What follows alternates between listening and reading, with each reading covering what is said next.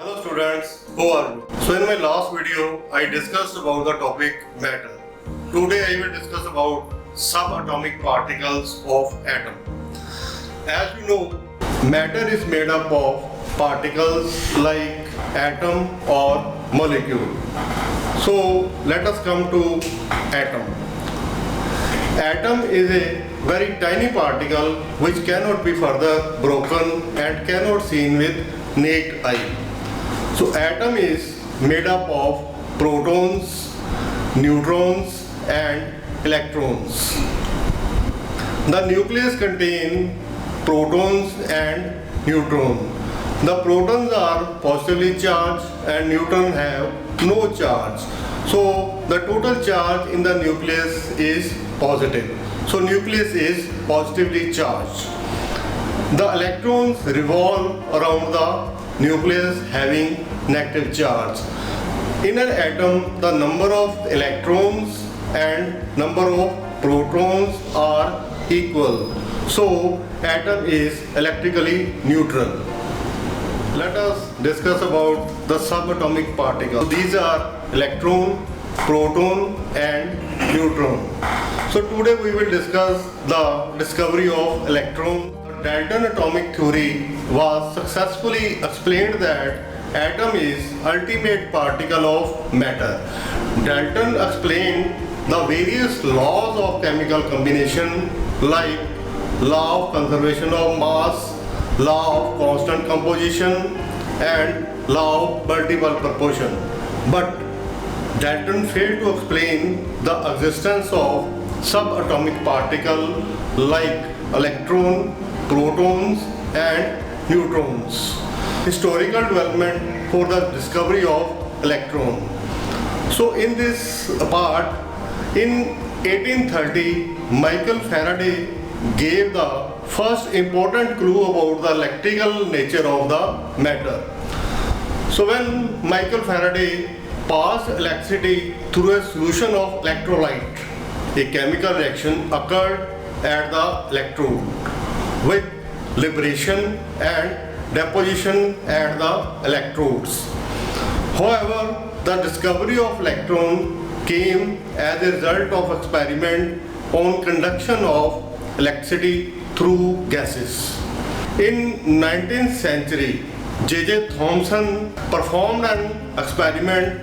That experiment is called discharge tube experiment.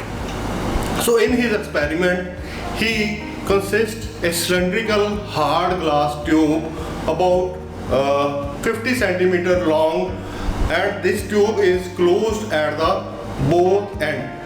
A vacuum pump is attached with the side of tube. The discharge tube is fitted with two electrodes. These metal electrodes were connected at the both ends of the discharge tube. The electrode connected with the negative terminal of the battery is called cathode, and the electrode connected with the positive terminal of the battery is called anode. And these electrodes are connected with high voltage battery, approximately 5000 to 10,000 volts.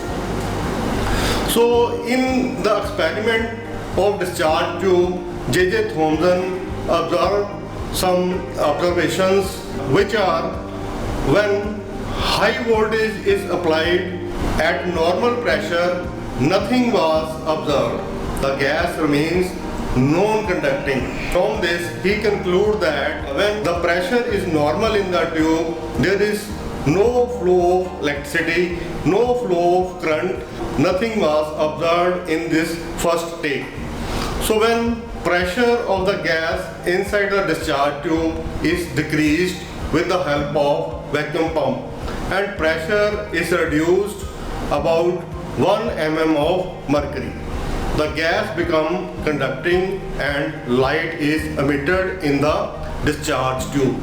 The color of the light depends upon the nature of the gas taken in the discharge tube.